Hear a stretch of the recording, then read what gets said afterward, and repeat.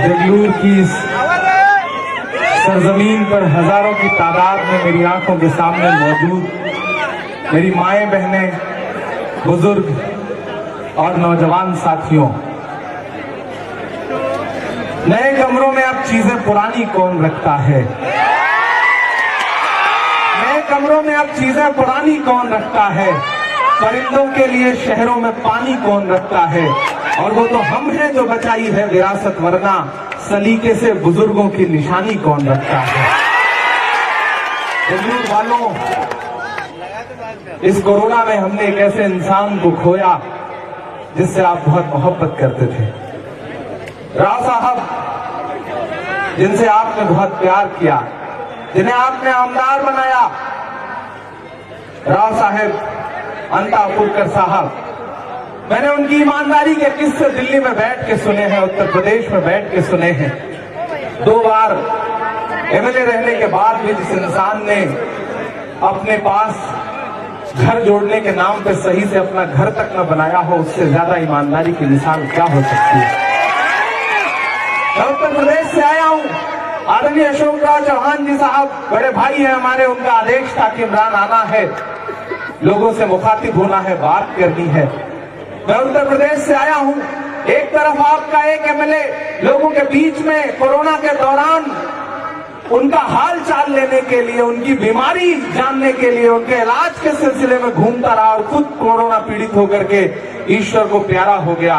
और एक तरफ हम जिस उत्तर प्रदेश से आए हैं, वहां गंगा जी में लाशें बह रही थी और उत्तर प्रदेश की सरकार ऑक्सीजन मांगने पर मुकदमे कर रही थी। मेरे भाई, राव साहेब से आप जो मोहब्बत करते थे, उसका कर्ज चुकाने का वक्त आ गया है। जितेश नौजवान साथी हैं, पढ़े लिखे हैं। आपका दिया गया एक एक वोट दरअसल इन्हें वोट नहीं होगा, बल्कि राव साहब को सच्ची श्रद्धांजलि होगी जो आप 30 तारीख को देंगे। इसी कोरोना में हमने 2 और अहम लोगों को खोया है। यहाँ से जगलूर से मरहूम कैसर देशमुख साहब, उनके तमाम चाहने वाले यहाँ मौजूद हैं। मरहूम सैयद निसार भाई, इन दोनों लोगों को खोया है। हम इनके लिए भी दुआ करते हैं। मैं आपके बीच में तकरीबन 1500 किलोमीटर दूर से आया हूं और ये कहने के लिए आया हूं कि ये लड़ाई सिर्फ एक एमएलए का इलेक्शन जीतने की नहीं है। दरअसल दिल्ली में बैठे हुए कुछ लोग चाहते हैं कि महाराष्ट्र की सरकार स्थिर ना रहे, महाराष्ट्र की सरकार को रोज परेशान किया जाए। 2 गुजराती व्यापारी ये चाहते हैं कि उनके अलावा देश में कहीं कोई सर उठा के ना चले। लेकिन मैं महाराष्ट्र की मिट्टी को सलाम करता हूं, डॉक्टर बाबा साहब भीमराव अंबेडकर की सरजमीन को सलाम करता हूं, छत्रपति शिवाजी महाराज की सरजमीन को सलाम करता हूं कि जिसने दिल्ली के उन दोनों गुजराती व्यापारियों को बताया कि तुम्हारी दादागिरी कहीं और चलती होगी, ये महाराष्ट्र है, यहाँ तुम्हारी दादागिरी नहीं चलने पाएगी। मैं आज आपके बीच में कहने आया हूं कि सिर्फ एक छोटा सा चुनाव है ये कहने के लिए कि एमएलए का चुनाव है, लेकिन भारतीय जनता पार्टी ने अपने कई कैबिनेट मंत्री यहां पर पहुंचा दिए हैं। एजेंसियां घूम रही हैं। इस चुनाव को सिर्फ भाजपा नहीं लड़ रही है, जाने कितने बेनाम भाजपा के सहयोगी इस चुनाव को लड़ रहे हैं। इसलिए आपकी जिम्मेदारी बहुत बढ़ जाती है। मैं आज आपके बीच में ये कहने भी आया हूं कि दरअसल 30 तारीख को जब आप ईवीएम का बटन दबाएंगे तो सिर्फ एक वोट नहीं देंगे, बल्कि 2024 में दिल्ली से नरेंद्र मोदी की गद्दी को उठाने के लिए ताबूत में कील ठोकने का काम करेंगे। और अगर आपने ये कर दिया, ये मैसेज दे दिया, जितेश को सदन में पहुंचा करके, विधानसभा में पहुंचा करके कि महाराष्ट्र पूरी तरह से तैयार है तानाशाही से लड़ने के लिए, तो उन तानाशाहों के हौसले पस्त हो जाएंगे। मैं उत्तर प्रदेश से आया हूं, मुझे अच्छा लगा। मैं अभी अशोक भाई को सुन रहा था कि यहाँ किसानों के लिए जब उनकी फसलें बर्बाद हुई तो सरकार ने उनके मुआवजे की कोशिश की। अशोक भाई लगातार लड़ रहे हैं। यहाँ सोयाबीन की फसल बर्बाद हुई तो अशोक भाई उनके लिए लगातार लड़ रहे हैं। लेकिन हमारे उत्तर प्रदेश में क्या हो रहा है किसानों के ऊपर गाड़ियां चढ़ा दी जा रही है, उन्हें कुचल दिया जा रहा है। दिल्ली के बॉर्डर पर 400 से ज्यादा किसान शहीद हो चुके। मुझसे मीडिया के साथियों ने कहा कि इमरान साहब किसान आंदोलन पर आप क्या कहते हैं? मैंने कहा नरेंद्र मोदी जी ये तय कर लें कि 400 से ज्यादा किसानों की मौत हो चुकी है और कितने किसानों की जान लेने के बाद वो कृषि कानून को वापस लेंगे। तुझको कितनों का लहू चाहिए अर्ज़े वतन, कितनी आंखों से कलेजा तेरा ठंडा होगा। नरेंद्र मोदी जी बता दें कि कितने और किसानों की शहादत के बाद उनके कलेजे को ठंडक मिलेगी, शायद किसान उतनी और शहादत दे दें। लेकिन उद्योगपतियों की ये सरकार मानने को तैयार नहीं। यहाँ तमाम दलित भाई बैठे हैं। मैं आज यहाँ इसलिए और आया कि मैंने अपनी आंखों से हाथरस की बिटिया की जलती हुई लाश देखी है। हाथरस की उस दलित बिटिया को जिसके साथ बलात्कार करके रात के 2 बजे उसकी लाश को जबरदस्ती पुलिस ने जलवा दिया। अगर उनके लिए कोई खड़ा हुआ तो सिर्फ राहुल गांधी और प्रियंका गांधी खड़े हुए और हाथरस की बिटिया के पास जाकर के उसे इंसाफ दिलवा करके उसके लिए लड़ करके आए। मैं उन लम्हों में उनके साथ खड़ा था। मैं आपके बीच आज इसलिए आया हूं क्योंकि मैंने देखा है लखनऊ से लखीमपुर की सड़कों पर प्रियंका गांधी जी को बारिश के बीच में भी किसानों के लिए लड़ते हुए। और उस दिन जब लखनऊ से लखीमपुर प्रियंका गांधी जी रात में जा रही थी, आप सारे लोग सोशल मीडिया पे देख रहे थे, तो ऐसा लग रहा था कि प्रियंका गांधी नहीं बल्कि इंदिरा गांधी चल रही हैं। लगातार आम आवाम के लिए लड़ने का काम अगर कोई कर रहा है तो कांग्रेस पार्टी दिल्ली में कर रही है और यहाँ महाविकास अघाड़ी की सरकार कर रही है। महाविकास अघाड़ी के जितने सहयोगी बैठे हैं, मैं सबका स्वागत करता हूँ। चंद्रकांत भाई का स्वागत करता हूँ, उन्होंने बहुत अच्छा भाषण दिया। अशोक जी ने आपसे अपना एक नाता जोड़ा है और आज मैं ये कहने आया हूं कि कल अशोक भाई का जन्मदिन है। आप लोगों को पता है या नहीं पता है? अशोक राव चौहान साहब का कल जन्मदिन है और जन्मदिन पर हमारे उत्तर प्रदेश में तो तोहफा देने की परंपरा है। आप भी देते ही होंगे, गिफ्ट देने की परंपरा है ना। तो अशोक भाई के लिए सबसे बड़ा गिफ्ट ये हो सकता है कि अपने जितेश को बहुत बड़े वोट से जितवा दीजिए। इससे बड़ा तोहफा नहीं हो सकता। और मुझे पूरा यकीन है कि आप से जो रिश्ता अशोक राव चौहान साहब ने जोड़ा है। मैं परसों झारखंड में था, कल बिहार बाई इलेक्शन में था, आज मुझे रामपुर और बरेली रहना था क्योंकि प्रियंका गांधी जी की प्रतिज्ञा यात्राएं चल रही हैं। लेकिन मुझे अशोक भाई ने कहा कि इमरान भाई, मुझे देगलूर के लोगों ने कहा है कि इमरान को बुलवाइए।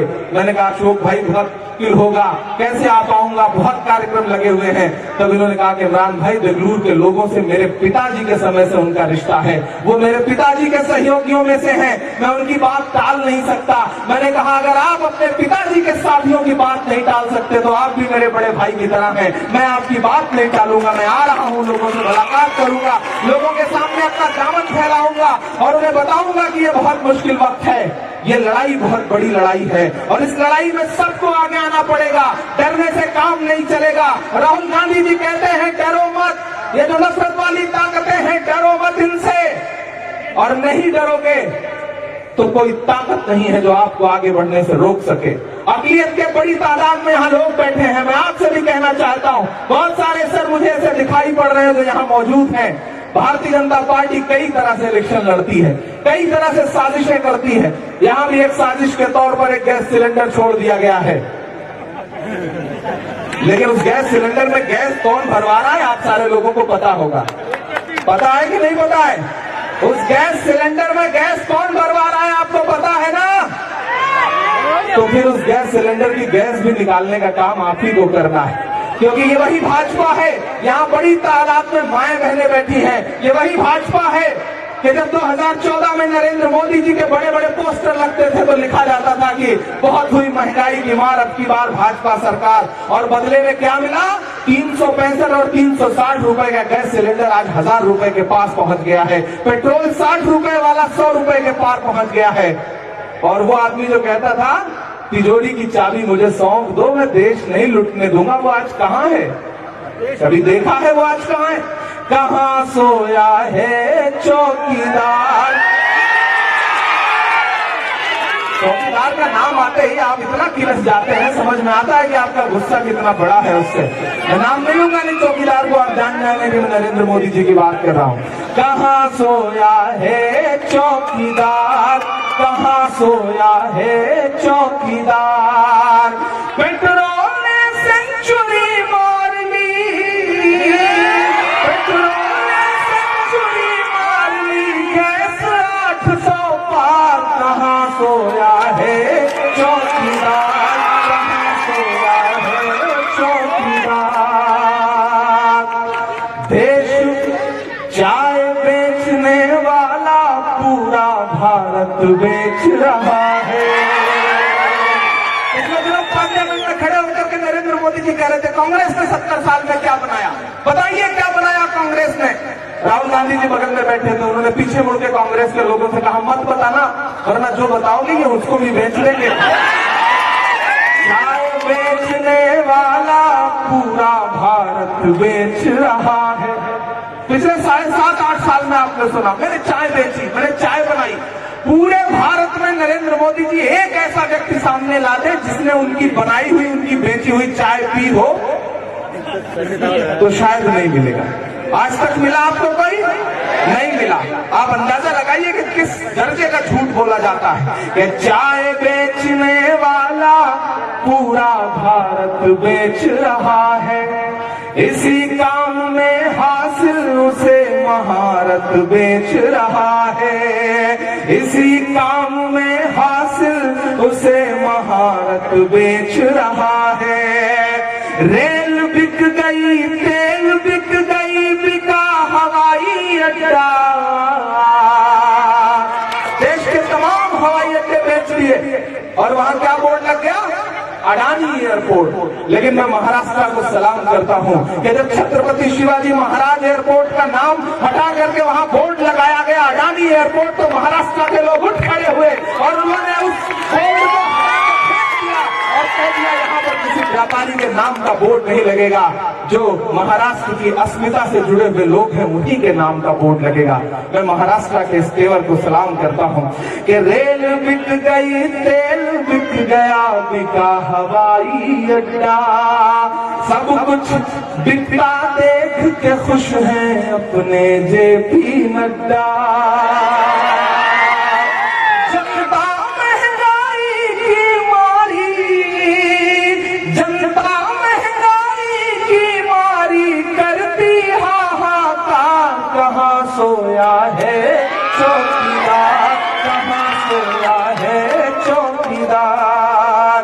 पेट्रोल ने सेंचुरी मार ली, गैस 800 पार, कहाँ सोया है चौकीदार, कहाँ सोया है चौकीदार। किसानों को शहीद करने वाली सरकार, लगातार महंगाई बढ़ाने वाली सरकार। मेरी माओ, आपको याद होगा कि जब आप गृहस्थी में जा करके, रसोई में जा करके गैस का सिलेंडर ऑन करती है तो आपको लगता है ना कि जो 300-350 का सिलेंडर था वो आज 1000 रुपए पहुंच गया। जब आप कढ़ाई में सब्जी डालने के लिए, सब्जी बनाने के लिए तेल डालती हैं तो आपने देखा है ना कि जो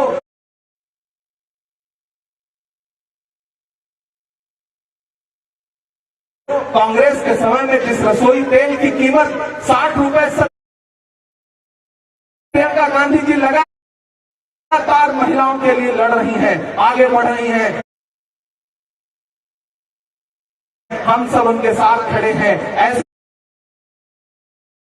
अशोक चौहान साहब जिस तरह से लगातार मेहनत कर रहे हैं, सच में जितेश आप खुशनसीब हैं कि आपका चुनाव आप नहीं लड़ रहे बल्कि अशोक चौहान साहब लड़ रहे हैं। इससे आपके चुनाव को जो मजबूती मिली है उसके लिए मैं अशोक भाई की मेहनत को और उनकी हिम्मत को सलाम करता हूं कि उन्होंने राव साहब से जो रिश्ता जोड़ा था उसे उनके बेटे के साथ भी निभा रहे हैं। और मुझे पूरा यकीन है कि वालिद के छोड़े गए कुछ काम ऐसे होते हैं जिन्हें उनका बेटा पूरा करता है।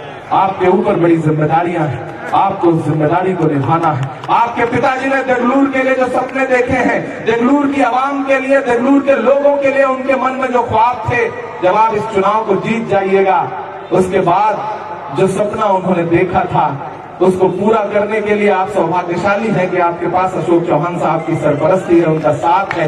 तो मुझे पूरा यकीन है कि आने वाले दिनों में आप देगलूर के लिए एक नई इबारत लिखेंगे। जिन जिन कामों को आपके पिताजी पूरा करना चाहते थे, लेकिन प्रकृति ने उन्हें बहुत लंबी उम्र नहीं दी, बल्कि वो अपनी सांसें कुर्बान कर गए लोगों के लिए, लड़ते हुए लोगों के लिए सांसें तलाशते हुए उस काम को आप पूरा करेंगे, ये मुझे पूरा विश्वास है। मैं आपके बीच यहाँ आया हूँ, बहुत सारा भाषण आपने सुना है, मैं बहुत ज्यादा आपसे गुफ्तगू नहीं करूंगा, बस आपसे इतना कहूंगा कि भाजपा कई तरह से चुनाव लड़ती है।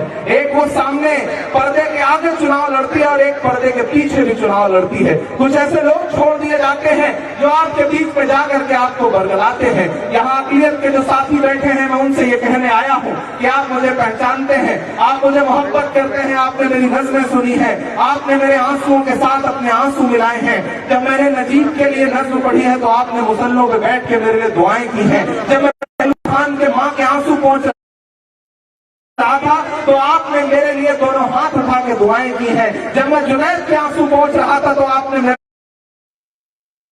लिए दुआएं की हैं। मैं उन दुआओं की बुनियाद पर आपसे ये कहने आया हूं कि कांग्रेस पार्टी ने आपकी दुआओं की बदौलत इमरान प्रतापगढ़ी को माइनॉरिटी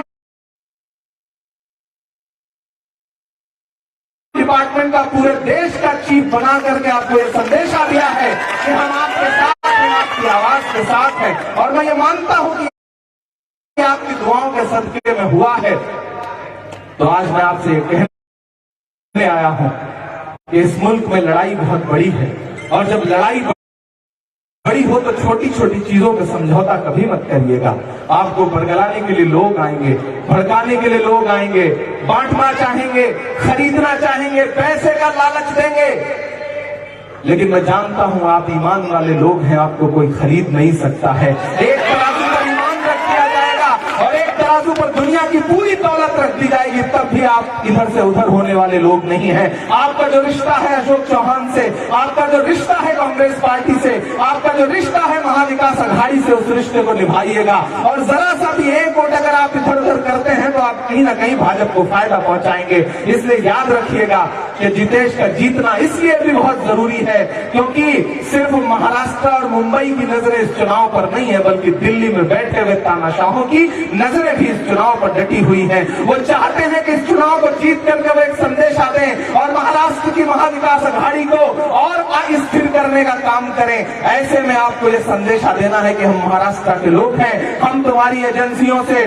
तुम्हारे केंद्रीय मंत्रियों से, तुम्हारे पैसे के जोर से डरेंगे नहीं, क्योंकि हमें डरना नहीं सिखाया गया है। किसी बड़े ने कहा है कि हक की राह में मरने वाले अपने कातिल से ज्यादा जीते हैं। आपको ये बात याद रखनी है कि आपको डरना नहीं है। मत समझना डराने से डर जाएंगे। मेरी आंखों के सामने इतनी भीड़ है कि पीछे तक नजर नहीं आ रहा है। जहां तक लोग खड़े हैं मैं सबको शामिल करता हूं। मेरे पास अगले 12-14 मिनट है। मैं चाहता हूं कि मैं आपसे मुखातिब होकर के, रूबरू होकर के जाऊं। माइनॉरिटी डिपार्टमेंट के, महाराष्ट्र माइनॉरिटी डिपार्टमेंट के, मुंबई माइनॉरिटी डिपार्टमेंट के जो भी साथी यहाँ लगातार चुनाव में मेहनत कर रहे हैं, मैं उनका भी शुक्रिया अदा करूंगा। अशोक चौहान साहब के लिए, कांग्रेस के लिए, महाविकास अघाड़ी के लिए, कैंडिडेट के लिए जो मेहनत कर रहे हैं, मैं उन सबका शुक्रिया अदा करते हुए नज़्म पढ़ता हूं कि मत समझना डराने से डर जाएंगे, अब के सारी हदों से गुजर जाएंगे। मौत के नाम का खौफ देता है क्यों, मौत के नाम का खौफ देता है क्यों, मौत जिस रोज आएगी मर जाएंगे।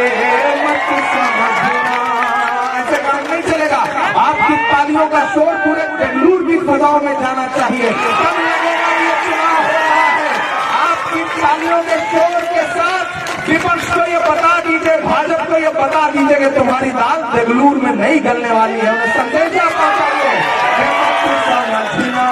डराने से डर जाएंगे, अब के सारी हदों से गुजर जाएंगे। मौत के नाम का खौफ देता है क्यों, मौत जिस रोज आएगी मर जाएंगे। कि हिंद के नौजवानों के दुश्मन हो तुम। करोड़ों करोड़ रोजगार दे रहे थे, कहाँ है रोजगार? कहीं नहीं है। कि हिंद के नौजवानों के दुश्मन हो तुम, आरती और अजानों के दुश्मन हो तुम, आरती और अजानों के दुश्मन हो तुम। पूरे देश में अगर भारतीय जनता पार्टी की दिल्ली की सरकार किसी स्टेट से सबसे ज्यादा डरती है तो वो महाराष्ट्र का स्टेट है। जानते हो क्यों? क्योंकि एक तरफ अशोक भाई बैठे हैं, एक तरफ शिवसेना के साथी बैठे हैं, एक तरफ एनसीपी के साथी बैठे हैं, बाकी जो सहयोगी दल है एक तरफ बैठे हैं। इमरान खड़ा है माइक पर। भाजपा डरती है इस एकजुटता से, भाजपा डरती है इस कौमी एकजहती से, भाजपा डरती है मोहब्बत से। वो सिर्फ और सिर्फ नफरत करके इस देश पर शासन करना चाहती है। पिछले 3 दिन पहले जब मैच में मोहम्मद शमी को ट्रोल किया जाने लगा तो पूरे देश में राहुल गांधी खड़े हुए और उन्होंने कहा कि नहीं, ये मुल्क सिर्फ और सिर्फ मोहब्बत से चलेगा, नफरत से नहीं चलेगा।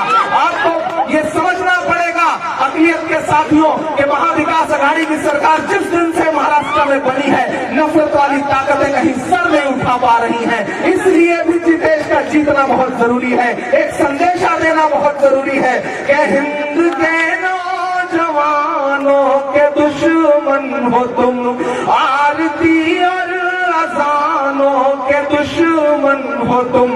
पहले तो हिंदू मुस्लिम के दुश्मन थे पर अगले मिसरे पे सुन के मुझे बताना सच्चा हो तो क्या? पहले तो हिंदू मुस्लिम के दुश्मन थे पर आजकल तो किसानों के दुश्मन होते हैं।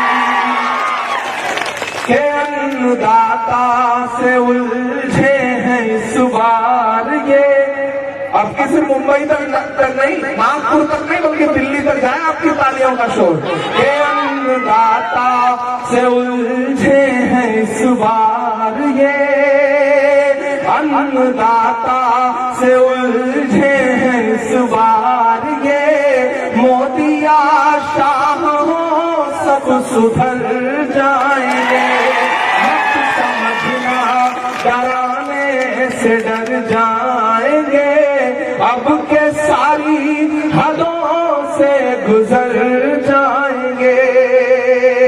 आपके बीच में लोग आएंगे, समझाएंगे कि आखिर कांग्रेस ने क्या दिया इस देश को।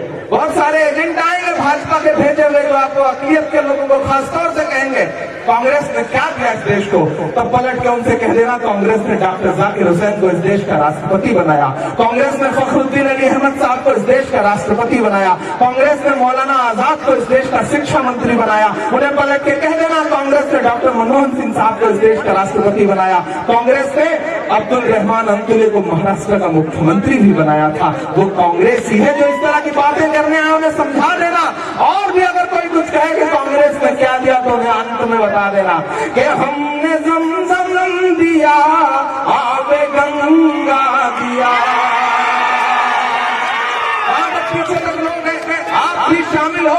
आज से ये इलेक्शन सिर्फ जितेश का नहीं है, आज से इलेक्शन सिर्फ अशोक चौहान का नहीं है, आज से इलेक्शन सिर्फ महाविकास अघाड़ी का नहीं है, आज से इलेक्शन एक एक आदमी का है, देवलूर की एक एक आवाम का है। यहाँ से जब उठिएगा, यहाँ से जब घर जाइएगा तो एक एक आदमी को 100-100 लोगों तक अगले 2-3 दिन में पहुंचना है।